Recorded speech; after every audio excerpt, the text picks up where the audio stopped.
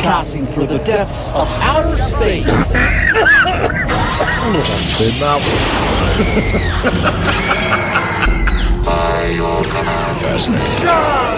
damn you all to hell! Indeed. This is the Sci-Fi Podcast. This is episode... That's a good start. This is episode 40 of the Solar One Sci-Fi Podcast. Mike and Martin back with you for another week to talk about the world of science fiction, comedy, jokes, COVID-19, or anything else that takes your fancy. Hello, Martin. How are you? Well, I'm not too impressed with you, Mel. So you did this now. Let me say what's going on, because this is something which is going to be a theme, I think, for today's show. This week we're going to be focusing on Star Trek Voyager, which is personally one of my favourite Star Trek series. And what I do at the end of each show, as regular listeners or viewers will know, is I try to put some music at the end. So I was looking for something to do with Star Trek Voyager, and I came across this individual on YouTube who, he's got some weird name like K3295 or something. He hasn't even got a name. You can't put comments on his things. And he's decided to create lyrics for well-known Star Trek theme tunes. He's done it for Deep Space Nine, and he's also done the one for Voyager.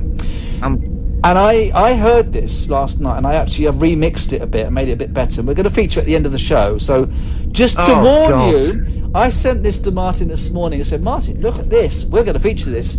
And Martin's sort of come back to me and said basically that I've ruined his life. Well, he's a basement dweller, right? Yeah. Right, he lives over his mum and dad's, right? There's no girlfriend, he's got no life, and he thinks he's a musical genius. He thinks he's a musical genius. He does. I watched it all. You watched it? I know. I know. I mean, he started singing Next Generation. Whoa, pig, you know, this is the next generation with Captain Picard on the Starship Enterprise. It's just like that, and it is the most awful. Voyager in the Delta. Oh, you're coming home. Fuck off. I'd say if he were on any starship with me, it'd be ejected. To be honest with you, this is why I don't wear. I mean, I wouldn't go out wearing a Starfleet uniform, because it's not that I get anything against it, but a lot of people where I am would be into Star Trek. But he makes me embarrassed for liking Star Trek. This guy was that bad. I mean, have you ever seen a stereotypical science fiction fan in living in his mum's basement? And this guy, my God. Honestly, I think you got about 80,000 views. I know.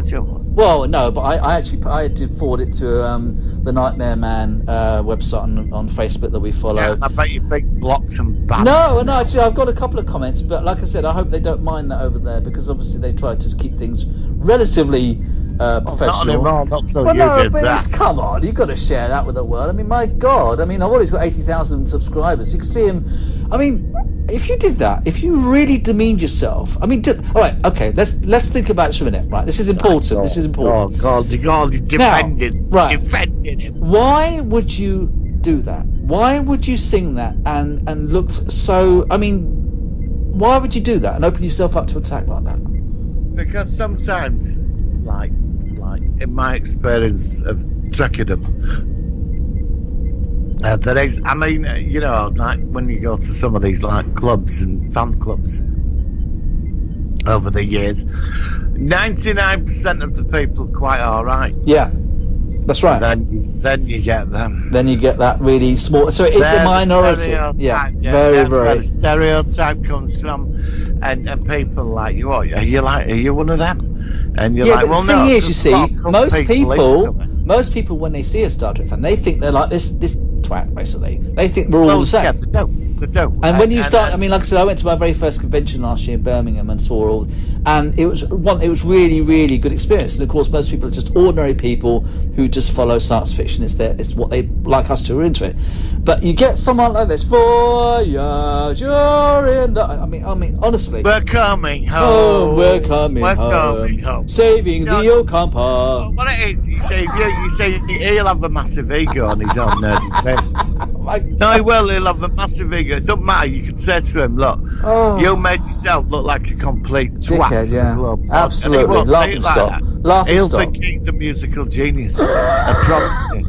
And people, I've fought against people. I've got Star Trek uniforms, and Yeah, I know. I wear them pride, and I'm cool, and I hang out with cool Trekkie people. I wish do Then you know you what? get I'm him.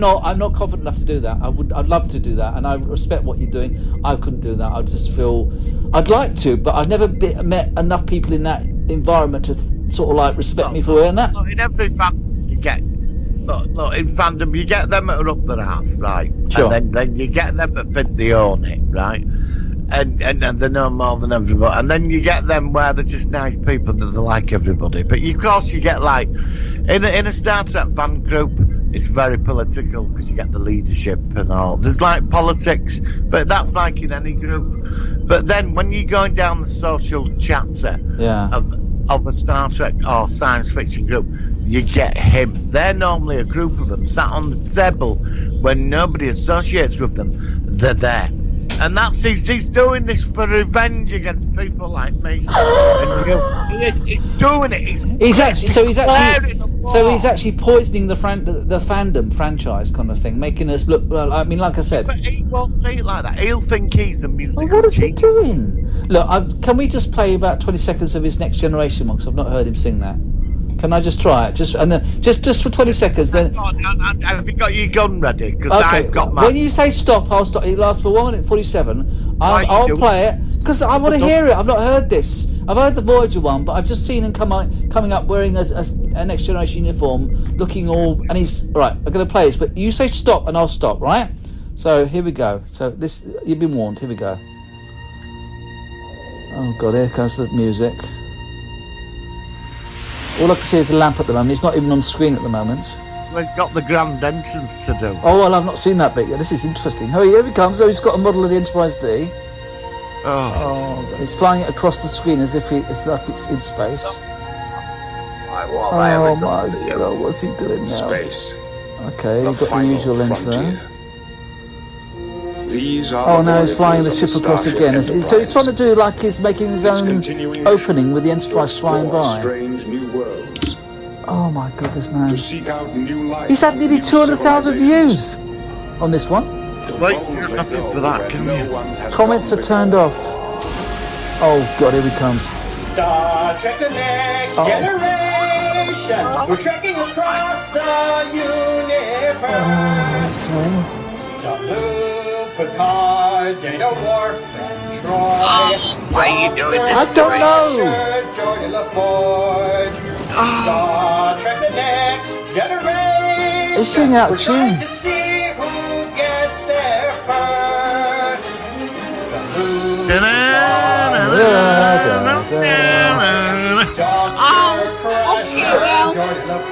It's only on for 20 more seconds.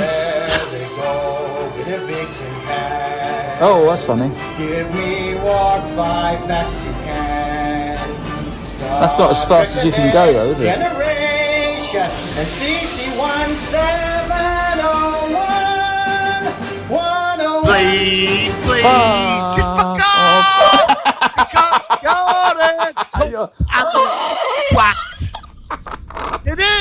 Oh my God! I'm so sorry. I would like to hear what Trek fan 68 thinks about that as well. Please send us your comments about this nutter. I'd love to hear your. That's why you removed all the comments, because I know what the. Oh well, I hope Trek fan 68 still sticks with us because he's been very supportive. But we might not hear him ever again after that kind of thing. So there we go. So that's the wonderful world of Trek fandom for you. A guy has obviously got more teeth than brain cell. The Stargate one. Oh God! All Just right. a couple of seconds. All right. Well, you got to say stop this time. Write something that you can. Oh no, I didn't know he did a Stargate one as well. He's a Stargate SG-1 theme with lyrics. Oh, he's on Atlantis as well. All right. Look, please say stop when you want to stop this, because honestly, I don't lose what few subscribers we've got. Here we go. Because I want you to suffer like I did at 8:15 this morning with the Professor first cup Q of coffee. here. Hang on, he's talking. And this is my goodbye to Stargate SG-1. Goodbye. My favorite episode was the one where they first introduced the quantum mirror and Daniel traveled to an alternate universe. And this episode spawned a couple of sequels, which I also really enjoyed. So to celebrate the end of SG-1, I'm going to sing the theme song with lyrics that were not written by me. They were written by, I think, Peter DeLuise and maybe Joe Malazzi. I'm not exactly sure. But thank you to whoever wrote these words. I did not write them. Like the bloody. So now I will sing for you Stargate SG-1, the theme song with lyrics. Oh. And I've only added a few lyrics of my own to. It must be really hard for you to do. From the cast. Good luck. Stargate. Oh God, this is terrible. No. Stop. Stop. I'll stop. Okay. I'll stop. No more. Just hang on. I can't turn it off. It's a great big world. It's a great big swirl. You can step inside to another world. I'm talking Stargate. It's a crazy trip. I can make this into a ringtone for you. Don't need a car or even a ship with Imagine that going off in the bus. Now you fucking I could make it an M4R ringtone. I'm gonna knock you out. It was around Brixton or something about 1 o'clock in the evening. Like, dog. Okay, that's enough of that. All right. Well, there we go. So that is. I think we can give out his. Should we give out his YouTube, or do you think we shouldn't do that? What do you think? Look, he got 200,000 views. I mean, all right. Okay. Let's bring all out. You've got to give him that. All right. So on that, but he noticed he deleted all bloody comments. Doesn't give his name. He just His YouTube channel is his weirdest name I've ever known. It's not even a word. It is QCOTMS. Quatzimus. I don't know, but it's not even a word, and that's his channel. 200. British? No, he's American, I think, or Canadian. I don't know. But, you mean he's from the colonies? He's from the something like that. But he's not from South Sea. No, I know. I'm also. Yeah, I'm a big fan. Just mate, we will have a British version of him somewhere. I was trying to think basically because I mean, unfortunately, I'm a person who cannot tell the difference between an American accent or a Canadian accent. And my friends on the old podcast said that there is a distinct difference, although I can't tell. I can't tell. I can tell the New York accent. I could tell the Southern Texas accent. But apart from that, really, all other accents in the US, I can't really tell. And of course, when I used to tell my American friends about all the British accents, like Brummie and Geordie and Scouse and Scottish and Cockney and Somerset and all this sort of stuff, they were quite interested in that. So there we are. But anyway, you know there'll be a UK version of him somewhere, don't you? Oh God! Well, is the planet big enough for two of him though? I mean. You know what I mean? I mean, honestly, I mean, look, we better move on because this is. Yes, let's go. Come on, let's move on. Let's hit the news because otherwise it's just going to be talking about this Muppet. Get on to the news. Right. The bloody news. Here we go. Working. So the Sci-Fi news. Right, this week I have heard from rumours, and again, this is potential news, that there could be a link with the Star Trek Discovery Season 3 arc. As most people are aware, the third season is going to be set in the 32nd century, and we have seen some Trill in the first trailer. They look very much like the Trill from DS9. Their spots are slightly different, but also different makeup artists, but they're still Trill. Somebody said there's a possible link because, and this is a very clever idea, that technically Dax should still be alive in the 32nd century, I assume. Of course. So yes. The possibility could be that Dax in an older form, but we don't know how long a symbiont lives. I mean, I thought they lived hundreds of years, but that would intimate that they live for thousands of years. So it could be, but we never had a time scale. They never said, Trill's symbionts only last for. I mean, they already live hundreds of years. So it's possible that Dax in some form could appear in Discovery, which would be a great connection, because one thing that Discovery does need a bit of is some more connections to the other Star Trek series. I know they had the prequel with Pike and stuff, but I would like it if they were obviously a bit closer to more of the era, which is my favourite, which of course is the 24th century. So I hope that's true. I don't know whether it's true. It could be a rumour, but it sounds certainly very interesting. What have you heard your end about news?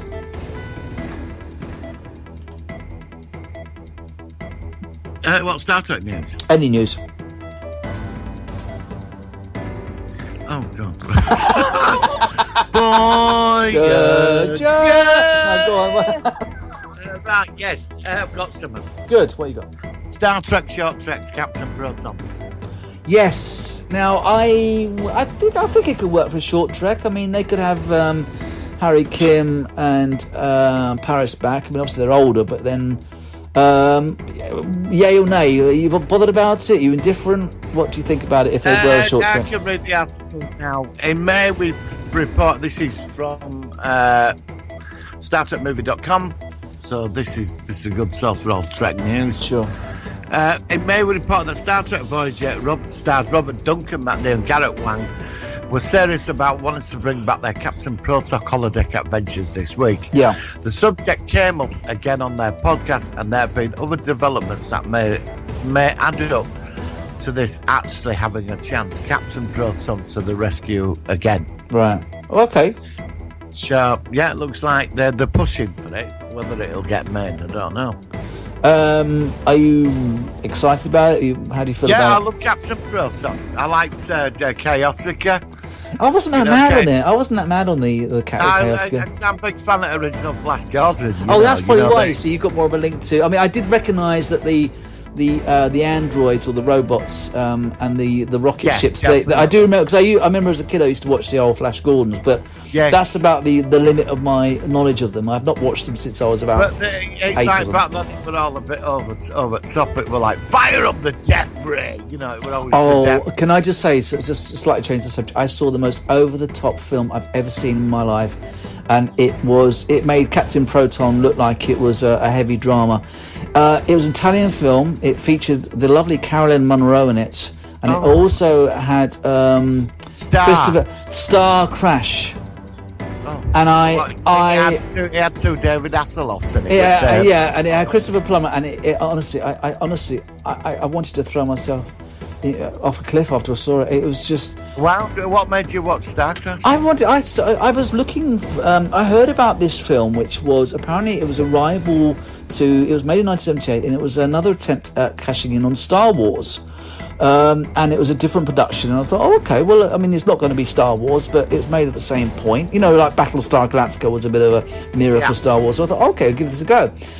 And then this thing came on, and first of all, the first model, the very first shot of the ship is a model which actually has an eagle cockpit stuck on the side of it. You can actually see the eagle from Space 1999, the roundish cockpit. And it's actually stuck on the model. And this thing started up, and you have this over-the-top bad guy, a bit like Chaotica from Proton. And it was the biggest pile of shite I have ever seen in my life. It was, I mean, I don't know if it's worth it. I don't know whether it might be. I'm actually doing some graphics. I was thinking about potentially doing a focus on it in a future show. Well, oh my God, what did you think? It is shite. I mean, oh my God. It is absolute bollocks. And Christopher Plummer said it were like working on a porno set. He did, and he said, and I read this article ages ago. He said they paid him a shitload of money, and he did about a day's filming. He stayed in it's very hotel minimal. in Italy and loved it. And he said it was just full of bikini-clad women on this movie night. And that was it. But my mate's got a running joke because there's David Hasselhoff and the other guy. Yeah, the one with the frizzy hair. And they both look alike. It's like they're battling. Yes, they got similar. They look similar. Who's you're right. going to be the Hoff? Only one of them will survive.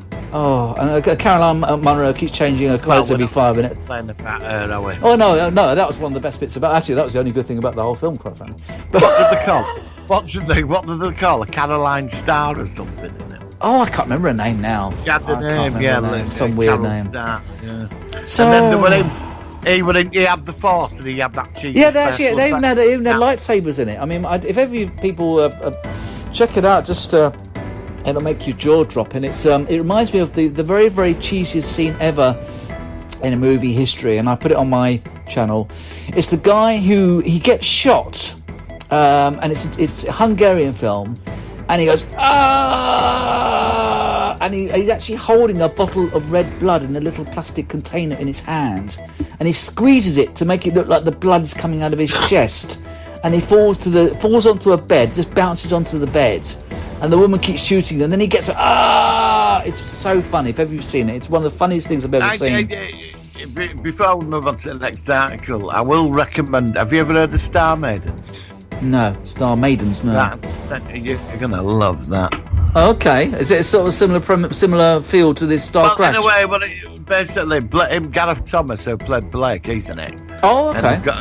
It's a German-British science fiction production where they use the sets of Space 1999. Oh, they still use the sets. That's cool. Right, yes, seriously, right. And basically, these two men do a runner from the planet Medusa, and the whole planet's dominated by women. And they escape to Earth to get the freedom. Now, the security guard women are running around in bras and knickers and big boots and a laser gun. Look, you've got my interest, so this sounds good. Okay. And all the men are vacuuming and stuff like that. And they come to Earth because men are free. And it ran for 13 episodes and he scrapped it. Which season Space 1999 sets do they use? Season 1 or season 2 sets? I think season 2. Which weren't quite as good, were season 2 sets? Yeah.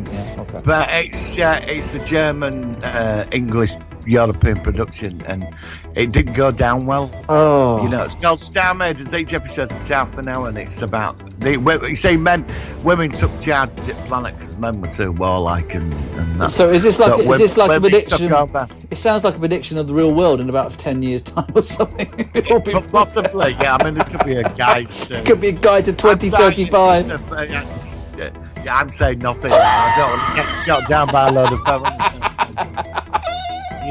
Burning the brains, going you, which I'm a progressive person. Oh, exactly, of course. I will send you the first episode. I'll look forward to it. Other piece of news, Bill and Ted's Face the Music was released last week. I have seen it. And I thought it was pretty good. Oh, right. I'm shocked, actually, you're coming out with that. No, I thought it was good. It's right, but that means I'll take a look then. Check it out. I mean, it's I would rate it. I think Excellent Adventure is my favourite because it was so original and it was just Bogus Journey was all right. I preferred it to Bogus Journey, so I rate it as the second best. I won't tell you. I won't give you any spoilers, but it was a good fun ride. You're putting it over the Bogus Journey. Yeah. I prefer it to Bogus Journey, yeah. Definitely. But like I said, I was very wary about that. No, and it's actually got quite a lot of positive reviews from people. It's actually gone down quite well. It's not the heaviest, deepest film in the world you're ever going to see, but it's fun. It's fun, and I liked it a lot. I thought it was pretty cool, and there's some lovely cameos. There's some little surprises. I won't say, obviously you haven't seen it, but yeah, I recommend it. I give it a thumbs up. I'm glad that it's something new for people to watch. It's on VOD, video on demand. It's on, obviously you can go to cinema. I don't know if it's cinemas. I know it's in limited cinemas in the States. I don't know whether it's out here at all. No, cinema, my locals. No, I don't think it's quite on yet. But like I said, they're obviously it's online and stuff like that. So yeah, if you've got the time to watch it, and obviously I think it's good that they're all back. I mean, it's crazy that it's been nearly 30 years since they last did a movie. So it didn't look likely that they were going to do another one, but they've done it. I thought it was pleasantly surprised. So I'll give it a recommendation. So thumbs up. Well, I've got some amazing news here. The Royal Navy have been testing out a jet suit. Right. There's this guy invented rocket boots and put them on your arms, and you can fly around for like an hour. Oh, I've seen the ones on the back before, but I've not seen ones on the arms. Well, it's like two jets on the arms, miniature ones. But then surely if you move your arms left and right, you'll start going in opposite directions, I suppose. Would you have to keep your arms? I don't know how it works. That's weird. Got a backpack on. Oh, okay. But they've got 4 of them. They're trying. They're trying to turn like it's like they're training up a new assault force with this flying gear. Oh, okay. And I can send you the video right now. All right. Which I'll send with Star Maidens. Sorry, honestly, I go to Facebook and I've got him singing again. He's smiling in his face. Boy, sorry, let's get away from him. Right. Right, and I'm just gonna. No, this is fascinating because this is. This is the future of warfare. Like flying soldiers, you know. I just think there's something so science fiction about this, you know. Well, you think of those drones that are around now, and they're becoming quite a prominent, aren't they? So maybe the it's always all right. Yeah, it's just popped up. So Navy assault trials. Let's have a look. It's quite interesting. It's only about a minute long. Oh, so I'll play it live. Yeah, no, you play whatever you want, you know. But it's just that you've seen it, and you know, it's quite interesting. I think the future is here. Now I'm just going to type in Star Maidens. Oh, Star. Is it on YouTube? Yeah, they're only 6 episodes, unfortunately. It's 12. They removed them. Right. Well, I'm watching it now. Yeah, you're right. He's coming off the boat and he's floating above the sea, and he's got this. He looks a bit like Iron Man, isn't it? Kind of thing. Sort of like he's floating around. Yeah, he's got these things that look like they're actually extensions of his hands. So he sort of points his hands out. That's actually really quite cool. Yeah, I mean, I'm going to send you Star Maidens down. I want you to watch it today. It's something. My mate's fascinated by it. But you've got security officers on this planet with bras and knickers and go-go boots and big freeze guns. And when was it made? 70s? You said it was 70s. Oh, yeah, definitely. 70s. So, yeah, okay. 70s classic. Okay, all right. Well, like I said, I'm sending. Hang on, give me a sec. And I've got some more news about why the Apollo missions got cancelled as well. I thought it was financial. No, aliens. Oh, okay. In what regard did aliens stop the? Oh, come on. Well, I must give more information about that. What did they spot aliens on the moon or something? There was a project called Project Nova where the American government were going to colonise the moon, and then colonise several planets and spread out across that solar system and the galaxy. But when they got to the moon, the aliens were there, and they were so advanced they shit themselves and came back. Oh, okay. That's the basics of it. There's obviously a lot more to it, but well, there's a lot of speculation about the Apollo missions. I mean, a lot of people say somebody's put an article up about it, which is an interesting read. Yeah. Okay. Cool. Well, it's always. And now I'm going to put your name. It's not coming up on YouTube. I think somebody's uploaded. Maybe I've been deleted. Episode. What's it called again? Star Maidens. Maybe it's on upload. Star Maidens. Let me have a look at my end. I've never heard of it. See if there's any nice women in it. Star. Oh, okay. Yeah, I know. She's. There you go. The girl in episode 2. She was in an episode of Space 1999. Yeah, a lot of them are. They've got this German dude with a big gold streak through his head, looks like a skunk. He's the head of the male liberation. Star Maidens, yeah, they're all men. It's not men are fed up of being subservient. Okay, that's quite good actually. Yeah, it's a complete cliche, like. Yeah, but it looks like it looks better than that god awful Star Crash thing I did. It's like 2000 MCMLXXV would be 1975. Judy Geeson, yeah, I recognise Judy Geeson. She was also in Carry On film. Carry On, yes. She was in one of the later Carry On films as well. Gareth Thomas, Pierce Bryce, who else is in it? There's anybody else I recognise. It looks alright, Derek Farr. It does look like Space 1999, sort of like the model. Yeah, well, shots. they used a load of sets from 70s. They've even took stuff from UFO and Doctor Who. Okay. You'll recognise the consoles and stuff I'll give it a go. It's got the first. We could review this like next week or week after. Yeah. Star Planet. And what we could do is we could get our new friend in America, KS, whatever he's called, and we could get him to sing the bloody thing. Star Maiden. I don't have to. They're so shaggable. Sound like a ball. I better not say that. I'm sorry, I'm a progressive male. And I'm open-minded, and yeah. Well, if you're that, why do you keep... No, I know. Because I don't want them all outside my house protesting, mate. That's why. The thing is, though, people are so scared of saying things which cause offence now, and it's a strange old world now. I mean, it's, even 5-10 years ago, you would have said this thing and laughed, but now you think, oh, should I have said that? Oh, whatever. I don't want to look like I'm unpopular or old-fashioned, and it's... Progressive man. Oh, that's bloody ridiculous. I'm a new man. World's gone bloody crazy. I'm a new man, and that's why I'm a new man. Strictly Come Dancing, I just read today, they're going to have the first ever gay couple on Strictly Come. Not that I watched that rubbish, but apparently... I don't know. Oh, God. Why is that so popular? Why does everyone watch that shite? Every bloody year it's on there, these people dancing and like...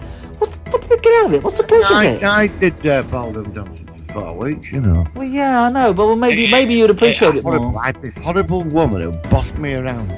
What do you do that for? I did the old fandango, the waltz, you know. Do you do the fandango? What, if you don't mind me asking, what made you have an idea of trying out? Was it just something you fancied doing, or was it something you recommended to you? What happened there?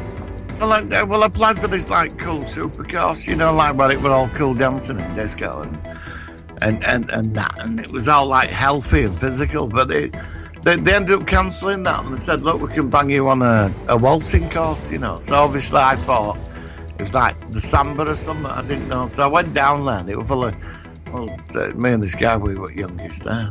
Right. And I got this woman, she was horrible. You've got to take the lead, and you know what I mean? You've got to take the lead like as a man. Do you know You've what? You've got to lead the woman, and I kept standing on my feet and that. If as a podcaster, I know what I would have done. I would have hit my record on my phone and just got some of that. And possibly, you've got to do this, and you've got to step there, and you've got to move your arms. It would be fun. I don't know. That sort of thing is awkward, isn't it? You know, I stuck it out. I mean, over 4 weeks, I stuck it to end, but I hated it. Yeah, well, like I said, I wouldn't have done it in the first place. But at least it's something else you can say you've done. But go back to Strictly Come Dance, whatever it's called. I don't know why that's popular. Right, we are going really in some weird tangents today, and I do apologise to people who I apologise. No, don't apologise. I'm just as guilty. Anything else that you might want to share with the sci-fi community? Hang on. Well, we've done Apollo mission. We did Flying Soldiers. Flying Soldiers. Hang on, some else. What's this? Oh, we've done Star Trek shorts. That's it. Yeah. Oh, and R.I.P. Black Panther. Oh, do you know what? I'm actually going to watch that. I've not seen Black Panther. Again, hashtag Marvel I version. found out on Friday when I got back from Leeds. Yeah, he's only 43, this guy. I mean, I don't know him from... But so upset. Was it a good film? I mean, I know you're into the Marvel... Fantastic movie. Oh, I'll give it a go. And he's stuck in so physically fit in it, you know. He's... Yeah. You know, I didn't know. I thought, because I saw it on the train, I thought, no. It was only released this film was only released 2 years ago. I mean, I heard of Black Panther.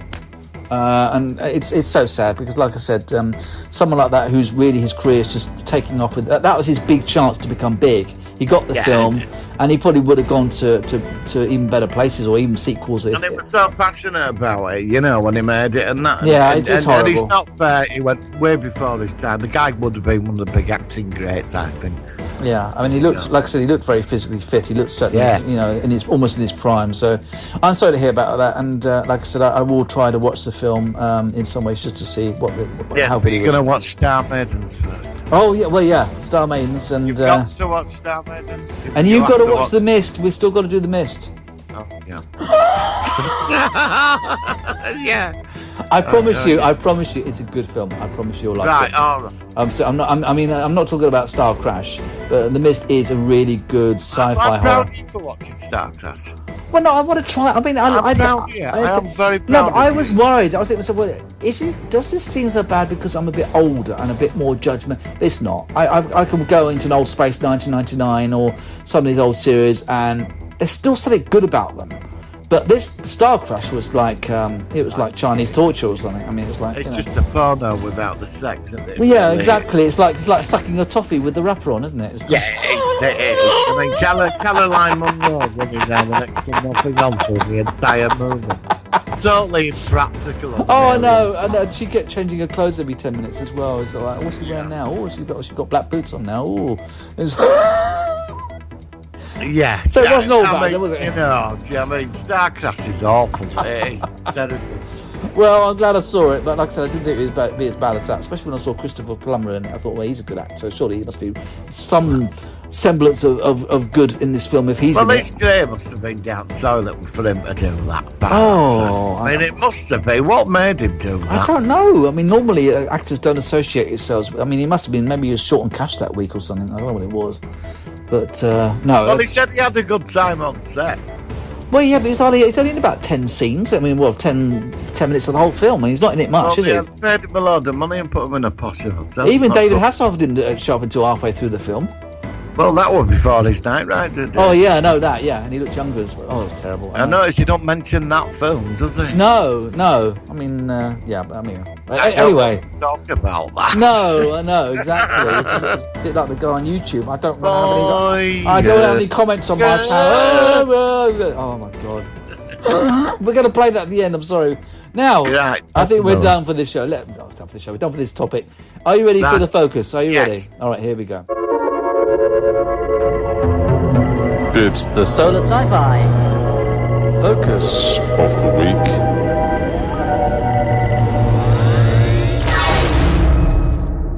All right, we've been singing the tune all during the show, so yes, you're hearing the theme tune properly in the background now, and this is, of course, one of my favourite Star Trek series. I've been watching a few of them quite recently, just because I can always watch it, and that is Star Trek Voyager. We are going to be covering all the Star Treks on the podcast. We've already done Enterprise, and this is only the second Star Trek show that we've actually focused on. So I'll quickly lead into how I first saw it. It was strange watching it because, of course, it had just finished with The Next Generation, and DS9 was going at the same time. And if you look at the sets, some of the sets on Voyager, you can recognise that they just rebuilt 10 forward into the galley in Voyager. And but I just thought it was a very strong series from the beginning. It wasn't perfect. I think, I mean, for me, one of the characters, you know how you couldn't stand Adric on the Doctor Who run? I really couldn't stand Kez. I just thought she had the most god-awful wig. And I don't think Jennifer Lien was the best actress in the world. But I have to also say, though, that most of the cast I thought were really solid. I thought Kate Mulgrew was fantastic. I liked Robert Beltran as Chakotay. I thought the Doctor was fantastic. He was my favourite character on the show, probably. And then, of course, when Jennifer Lien was sacked, they got 7 of 9 in it, Jerry Ryan in it. What did you think about it? How did you first come across it? I thought the pilot episode was very good.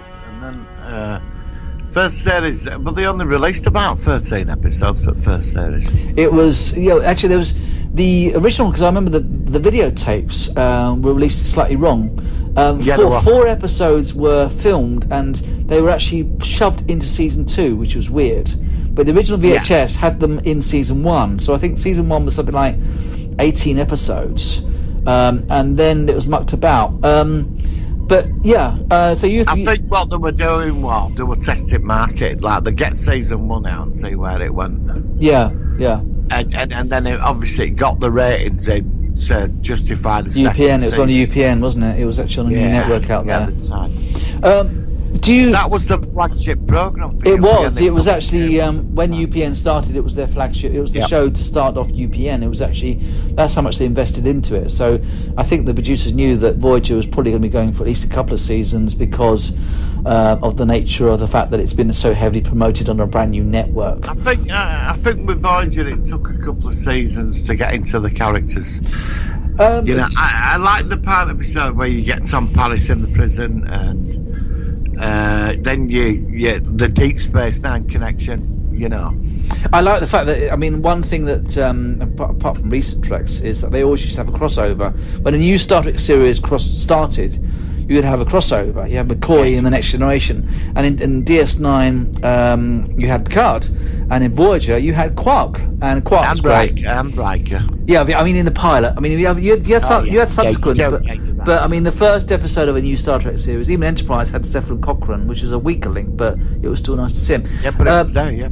Yeah, exactly. So, and it was so good, sort of, and it's weird when you watch the first episode and you're seeing like Kim and Paris in Quarks. Very strange seeing well-known characters from two different series mixing. I love crossovers in Star Trek. It's one of the things I've always liked the most about it. But as you say, it had the link with that. I mean, in the first season we had the Kazon, which weren't, they were like a poor man's Klingon kind of thing. Terrible Kazon. I didn't like the Kazon very much. I did like Kazon Nistrom. Well, it's Kazon Nistrom. Marge Colour. First Marge Colour of the Kazon Nistrom. You had the Kazon Valora. You had the Kazon Ogler. They had different. I thought they were quite. Watching it again, they were relatively. The thing is, their story was relatively well done. I mean, they shared a planet with a race called the Trabe. Yeah, enslaved. And then they revolted and they managed to escape, and they took a lot of Trabe ships and stuff like that. And then they splintered into sects. And of course, Voyager was interesting because at that point, in that part of space, they didn't have all our technology like replicators, transporters, and things like that, which is why they were trying to get Voyager. And eventually they did get Voyager at the end of season 2 in the episodes The Basics, which I thought were really good. Really good. I thought that was really strong, and it kind of made the Kazon being a lesser developed race in the first season. They did go somewhere with the Kazon, and then the last episode. That was final story, wasn't it? So in the end, I think when you look at it, where they went and then they moved on from that episode, they did go somewhere, and you had obviously Seska, who we thought was Bajoran, and actually she was a secret Cardassian. And then I know, yeah. It never ends. I loved it, and I thought, and then the other. Liked her. Yeah, I did as well. She, I can't remember, Martha Hackett, I think her name was. She also appeared as a Romulan on DS9 at one point as well. But yeah, I thought she was great, and also you had the Vidians in the first season, the creatures that just literally want to suck out your guts and put them into. What do you think of the Vidians? No, I just wasn't impressed with them. You weren't into it? I quite like the Vidians. I mean, did you? I think in first couple of seasons they were trying. Well, like the Next Generation with the Ferengi, wasn't it? Remember? False Prophets. You take the Ferengi for a couple of episodes. Then we got to see them, and they were just a joke, weren't they? Well, we saw the ones. We actually saw the same Ferengi which appeared in a Next Generation episode with the bars and wormhole, and we saw them on the other end, and they were trying to make profit out of this planet. I thought that was a lovely little crossover. But they tried to bring them in as like this new type Klingon race, didn't they, in the beginning? Oh yeah. By the time Voyager came, like you said, with that the bars and wormhole and that, the Ferengi were established as this greedy, comical race, and it worked. They worked so well on DS9, didn't they? I mean, they really made an inferior race, and they made them into this great kind of comedy subculture. So it was good seeing them on Voyager. Other episodes of Voyager from the early seasons, of course, were Tuvix, which I thought was such a good story. There's a lot of debate about that, you know. Is there? Why? It's such a well-written story. He was a living entity, and they split him apart. Yeah, he's literally split. I mean, actually, a couple of university professors have debated it because did they have the right to do that? Well, this is the thing. This is when Star Trek. This is what Star Trek is all about in an episode like that, because you had an entity which was in many ways like the offspring of Neelix and Tuvok, a whole new entity with memories from both life. And getting his own personality. He's got the logic of Tuvok, but he's also got the kind of comedic humor of Neelix. Yeah, exactly. And in the end, Janeway has this thing like, okay, you know, you're going to be like Tuvix for the rest of your life. This is it. This is how. And then, of course, as usual, the Doctor or someone discovers an element which can separate them and make them separate again. What do you do? And then, I suppose, it's two lives for one, isn't it? I mean, what? But it's exactly, but that, to me, that is one of the most pinnacle episodes I think of Star Trek. It's a brilliant episode too. And the guy that played Tuvix was fantastic. And then, in the end, Janeway was saying, "Look, you've got to come with me," and you know he's going to. He's basically his death. I mean, that is what, to me, regardless of Star Trek, that is what science fiction. But that's science fiction. That is. I tell you, that's probably my top 10 episodes of Star Trek ever, because it was just so clever and so thoughtful, and you don't get that in any other genre. One of my favourite ones in later seasons when the Doctor went insane. Because because from remembering he had where it sent him mad. He had a case where there was two people dying at one point, and he had to choose, and because of that, it was a problem with his algorithm. So he starts spiraling out of control. So they take away his memory, and then he encounters something which he thinks, well, I did this operation, but how come I don't remember it? And he starts to work out that information has been deleted, and he starts to recover it. And eventually they say, all right, okay, we'll tell you what happened. And then he starts to go spiral down. Brilliant. Absolutely fantastic. Do you know the scene I loved in that? What's that? You know, when he's talking, he's in holodeck and he's talking to trying to resolve it. Yeah. Janeway sitting in the chair with a book. For about 10 hours with him, and I love that scene. Yeah. And that said everything about her character. But it also said just how Right, much. yeah. It also just shows how much now he was regarded as an equal rather than just a program. And In the that first, was what was good about I loved Voyager. it. I know, I loved it. It was just And so they put good. up with his ego, resting. You remember that when he created the perfect family and they all started? I watched that one last Remember week. that? I watched it last. It was so funny. Yeah, where he's going, hello dear, it's all wonderful. So the rest of the crew start adding in Yeah, realistic yeah. scenarios and kids are Klingon and all this. They can't go. Balana decides to spice it up a bit and make it more real, and then the teenage son is like this moody teenager with his Klingon friends, and then but then the girl hurts her head, and then she ends up like she's going to die in hospital. I mean, some people say because she died, she's only a hologram, but then the Doctor's a hologram, so you can understand how it's. But I mean, there's so many strong stories. What other good stories? Well, there was the thing about through him that there was like this hologram movement was starting up. In the end of one, Lifeline, episode where he writes a holo novel, and it gets released in the Alpha Quadrant, and then, but it sort of causes all sorts of issues, and in the end, we find out that all the EMHs from all the other ships are now just working in mining colonies, and they're sort of chipping away at rocks and stuff like that because dilithium mines and stuff like that. And they say, I've heard about this book. It's called Photons Be Free. I even remember the name of it. And it's like this underground movement, which in some ways could be similar to the synthetics in Picard. You could see some parallels. I loved it. I mean, what other episodes did I love? It was interesting because with all the characters, you did get a lot of growth. But all the characters had some great times to shine. Except Harry Kim never got promoted. Yeah, but that was the running gag. That was the running gag. That was the running gag. And at one point, he does actually say to Janeway, he says, look, I've been an ensign now for 7 years, and if I had been back in the Alpha Quadrant, I probably would have been promoted at least once by now. And then she says something like, oh, isn't that a bit presumptuous, you saying that? And this is, so, and of course in the last episode, he's captain of another starship, so he does get there in the end. Other episodes I loved, Year of Hell, which was absolutely fan-bloody-tastic episode. That was so cleverly done with the time travel guy wiping out timelines. He's called Anorax, and he's played by Kurtwood Smith. I like Kurtwood Smith, and he was awesome. And the ship slowly just completely turns into complete shite. And the irony is when the jar with his wife's hair in it shattered, the timeline was restored. Yeah, but that was afterwards. That was just before Voyager crashed into the Krenim ship. But at that point, the hair disappears. But then and then the last scene, he's then back in the planet, starting to think about doing it all over again. So it's brilliant. It's brilliant. I have to say that the first two seasons were a bit ropey, but there's some great episodes in there. Then we get to of course, the secret to all Star Trek success, season 3, and she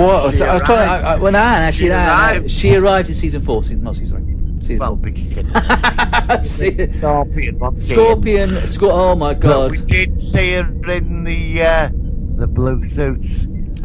And she was in the dark. Can you remember the outline? And she walks out, and I can. No. She was in the really tight silver suit in the first. Yeah, there was the outline of her. And she walks into the light, and I bet there were more tea and coffee spitting out of people's mouths. Going, my God! I was going to say what's arrived. I was going to say what's spitting out of where? Then I was wondering what you're going to say then.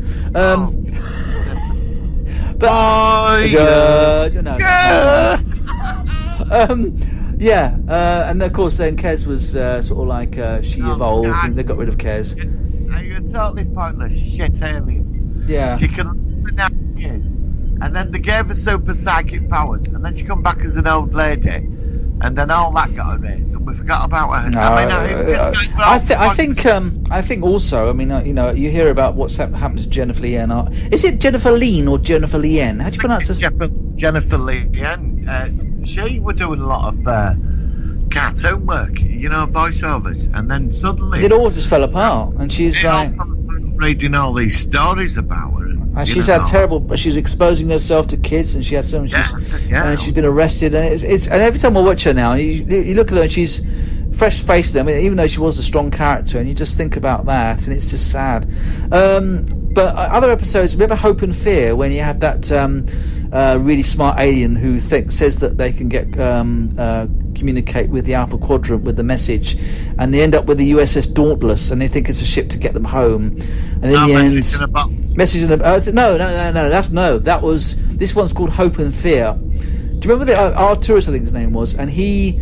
And they've got another starship, NX-01A actually, which is a funny registration, and they think that they can get home. And of course, it's all a hoax. It's not really a Federation starship. He wants to get them to go back to Borg space and have them all assimilated. That was a classic one.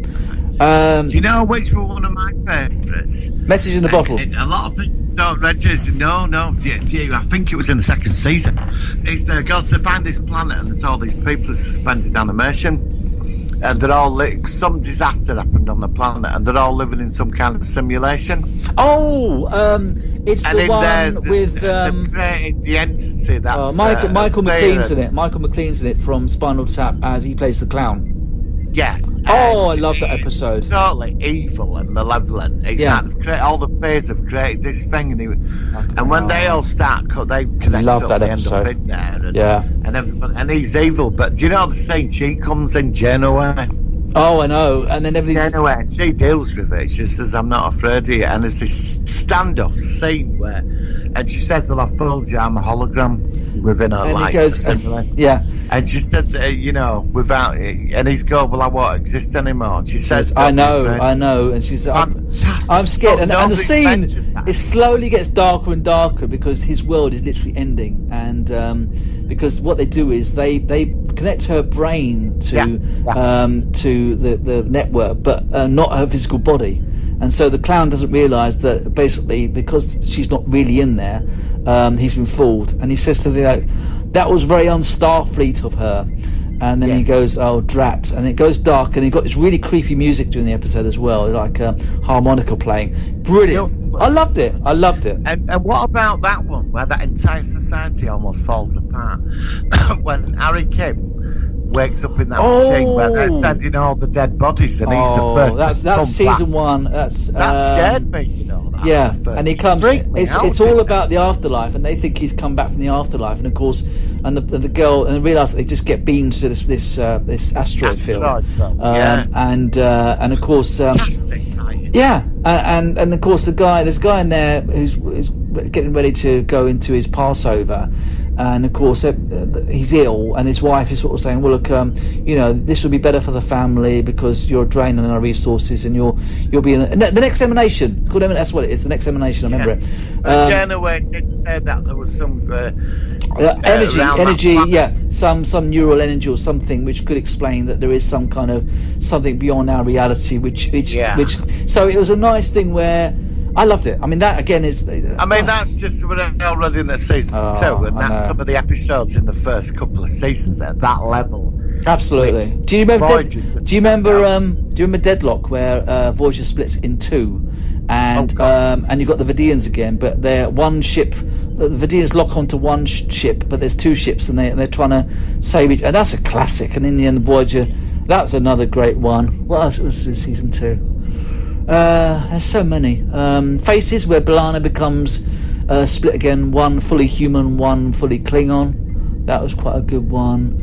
Riker appearing in the Q episode, Q-less, I think it was. Q. Yes. That was pretty good. So many. But what about later seasons? What other episodes do you remember which stand out? I'd talk about it all day. I'd say that the Borg did become the main protagonists. They did. They overtook all the other. Because the Borg went into quite right until the end, actually. Yeah. And I we're on and off with Borg because I'm a big fan of Borg, but they did sort of humanise them a bit, and I didn't like that.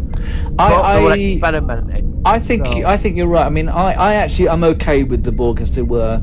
But I think if they'd done any more, it was all right. What about the Hirogen? They were a bit sort of hunter. I mean, they're okay. Do you like the Hirogen, the hunter aliens?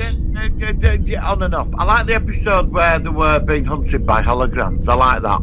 Yeah, there's a two-parter where literally they've taken over. Yeah, that was a good one. And Species 8472, which they started off good, but then they made them sort of like humanoid or human. Yeah, you mean when they were all pretending to be human? Yeah, on Starfleet Academy. That was all a bit. Yeah. And then they said, well, if you want to stay for a couple of days and relax, like, oh, come on. Yeah, that was sport then. It would have been that it had potential, but that killed. Yeah, that race that defeated them because they started off as such a even more powerful than the Borg, and they were just lads. And so, with Dick Space and all that. Yeah, Fantastic. Yeah. What are other episodes?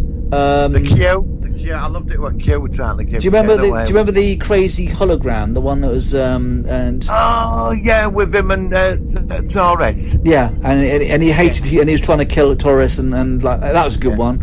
What about Timeless, where we see Voyager get home, but they got the quantum slipstream drive and they're ready to go home.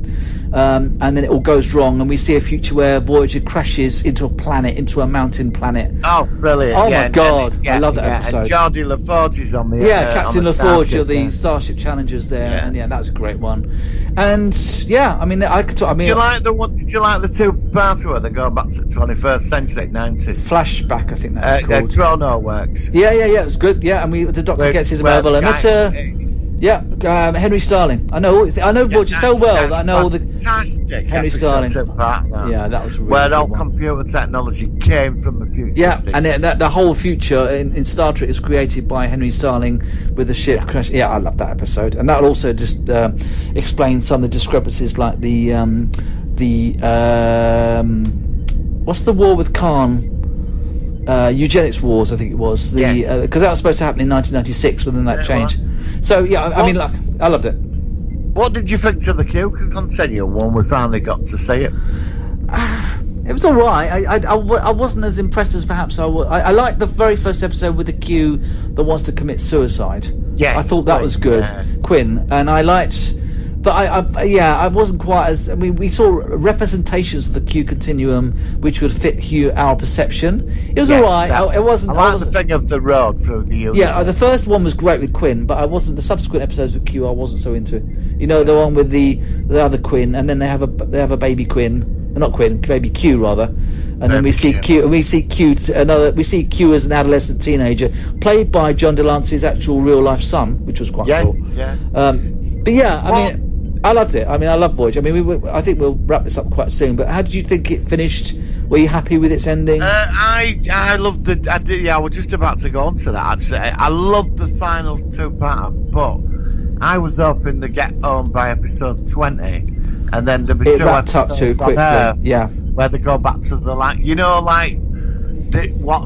what happened afterwards? Yeah. What's all the two-parter to 20? Yeah. And then 21 and 22. It's just them simulating back on Earth and what happened. Just an insight. It finished too quickly. Yeah, exactly. It just literally, Janeway says something like, "We did it," and then Tom Paris and B'Elanna just about to have the baby, and then you just see the Federation Starfleet meeting them, and they fly up towards Earth, and that's it. And it was a rushed ending. And that's probably one of my main criticisms of the thing, because you need to find out how because obviously they've got Marquis on the ship, which of course were illegal fighters, and then of course you've got to see what happens with 7 and 9, because now she's home, she doesn't particularly want to be in the Alpha Quadrant. Janeway, and obviously we do find out some things now through subsequent things. Obviously Janeway got promoted to Admiral, 7 and 9 became this kind of warrior thing in Picard, but you don't know about any of the rest of the crew, what happened to any of them, really. No. And that's what I'd like to know, you see. And the aftermath and the Dominion War, where because it's only about a couple of years after the war ended, and of course we've not seen anything since DS9's last. But it was still a great show. Also Equinox, the episode Equinox with another Federation starship, that was a good episode as well, with Captain Ransom. Do you remember that one? That was so many. I loved it. I felt right sorry for him, really, because he was just stuck in a situation, and he was in so deep, wasn't he? And he was in a smaller ship. We never found out what happened to the crew that were on Voyager. No, they was never answered. No. I would have liked to have seen I thought they will were. never come back. Yeah, I mean, in the end, they said, right, you'll just be crewmen now, and that's it. We never saw any of them again. So, Yeah. But on the whole, though, I would just say that Star Trek Voyager is definitely one of my favourites. I love the series. It's one of the best Star Treks ever made, and It's I wish so why good. can't they go back to making it like that again? I know. I know. This is the problem. Like I said, I mean, I watch these episodes, and 90s Trek is my favourite era for me. One question: when you watch it, do you feel that it's dated, or you don't think about it when you No, watch it? I think it looks fine. I think it looks okay. I think it looks up to date. I think it totally. looks absolutely fine. It could have been made a Thank year you. ago. No, I've got no issues with it. I think the production is fantastic. It looks great. The music's great. The makeup's great. The uniforms I've always thought look cool. I love everything about it. I've got 10 out of 10 for me, Voyager. Sorry, I know I'm being a bit. I just adore Voyager. I absolutely adore Voyager. I wish they could have been. I wish it was still on now. I'll be still watching it every week. Just couldn't wait. I love it. It's 20 odd years later. I would. Season 8. I would. I promise. Right. Well, thank you. That's a brilliant review of one of my favourite Star Trek series, and I'm glad that you're definitely on my wavelength with that one. Right. Shall we quickly go into Cancelled Nay? It's Here to Stay, which I think features Buck Rogers. Here we go. Cancelled Nay. I can hear lots of static. It's here to stay. Okay, let's. You take the lead in this one. What do you think would have happened if they'd have made a season 3? Do we have to, I suppose this includes season 2, doesn't it? Yeah. Well, unless you want to make it an alternate season 2. No, the rules, it's got to continue. Yeah, it does normally. Yeah. Okay. Right, they're on the search. They found the lost colonies of man. Buck shagged everybody since they've been out there. They get called back to Earth, searcher, because they're calling all the big ships back. The Draconians have attacked Earth. Sort of done a lot of damage. Buck flight gets back to Earth. It's searcher. They get the fleet together with the Defence Directorate and the other worlds, and they launch an attack on a Draconian weapons facility. Buck takes it out. He gets caught when he gets shot down. Ends up shagging Princess Ardella. As you do. Manipulates her. Ends up killing her father, Emperor Draco. Takes out the Draconians' main weapons complex, and then there's a big assault by Wilma Daring, and starfighters take out it all, and the Draconians retreat. Then Buck ends up doing more missions for the Defence Directorate and shagging his way across the galaxy as usual. As you do. And then finally, he decides, Wilma gets a bit jealous, and they get married. And Princess Ardella has now become a nice person. Yeah, but don't you think Buck would have caught some sexually transmitted disease in season 3? Forgot it. Look, it's Buck Rogers. They don't. He's immune to all that, right? He's Buck. So he's got super immune response, so he can't get anything. Well, Dr. Ewer gives him a pill. So he won't get any cock rot or anything like that. Well, no, he don't. He gets the 26 second pill. It's like, and is this revenge for the toilet thing? No. Do you know what I mean? So anyway, Buck shanks his way across the galaxy. Yeah. Saves the Earth every way. The Draconians have been forced to make peace.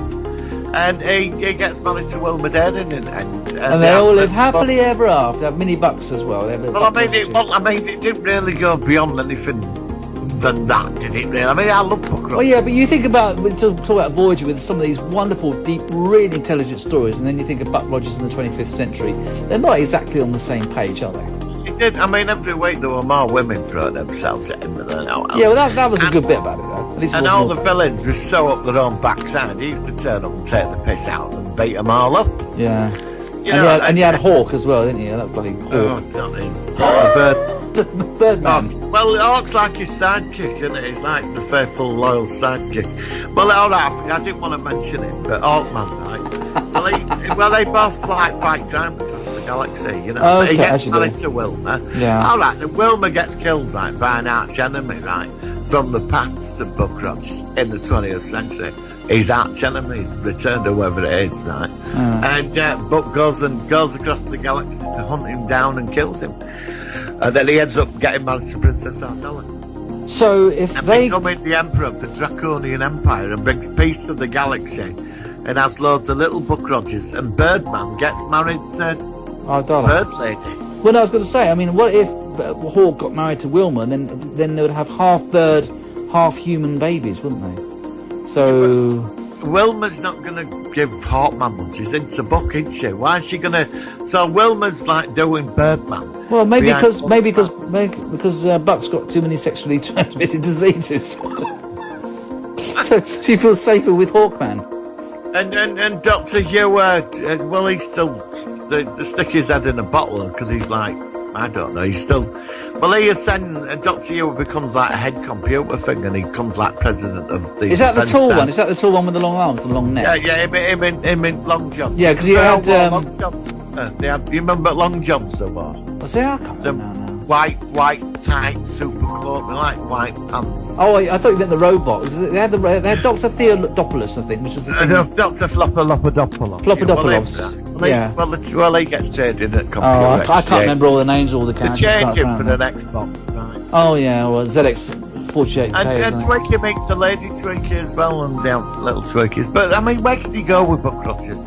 I mean, they're trying making it mystified by let's look for the lost colonies of Earth. It lasted 10 episodes, 13, and it got cancelled. Yeah. But the first 24 episodes, which they're all enjoyable, but it's book. Well, we'll have to do a proper review of it. We'll do a proper review in a future show, I think. But yeah, I don't know. That's where they got it. Well, he saved up in the galaxy because it's an hero, and he's fighting crime. And he ends up marrying Eric Draconian and finding a bit of peace of the galaxy, and everybody lives happily ever after. And season 3 is about the son of Buck Rogers. Fuck Rogers. So we'll get that. Sounds like a Triple X. Yeah, it's like a Triple X. Well, I don't know. I can't. I think, quite frankly, any possible tangent or of idea, I think you've covered.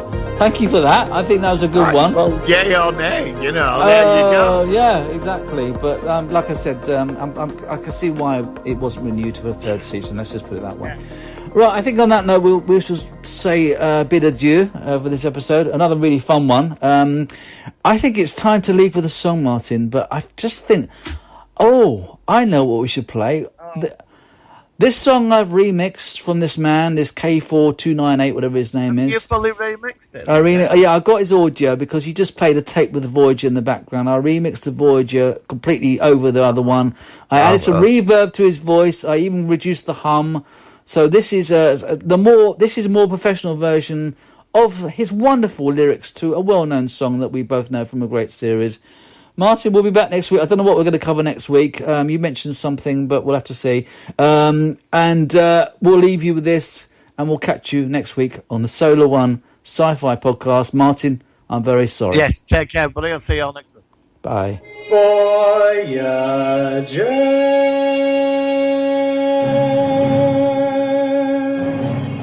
Voyager, please come home.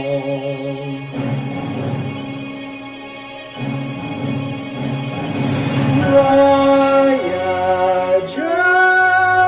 and we're stranded in the Delta. Oh, please come home. Oh, Voyager, Voyager, come home. Voyager, and we're stranded in the Delta. Oh, please come home. Oh, Voyager, come home.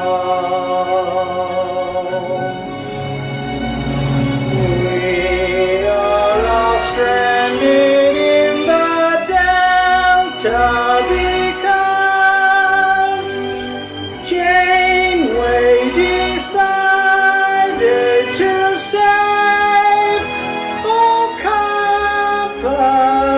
Voyager, and we're stranded in the Delta. Oh, please come home. Oh, Voyager, come home. We are all stranded in the Delta because Janeway decided to save Okapa. Voyager, and we're stranded in the Delta. Voyager, come home.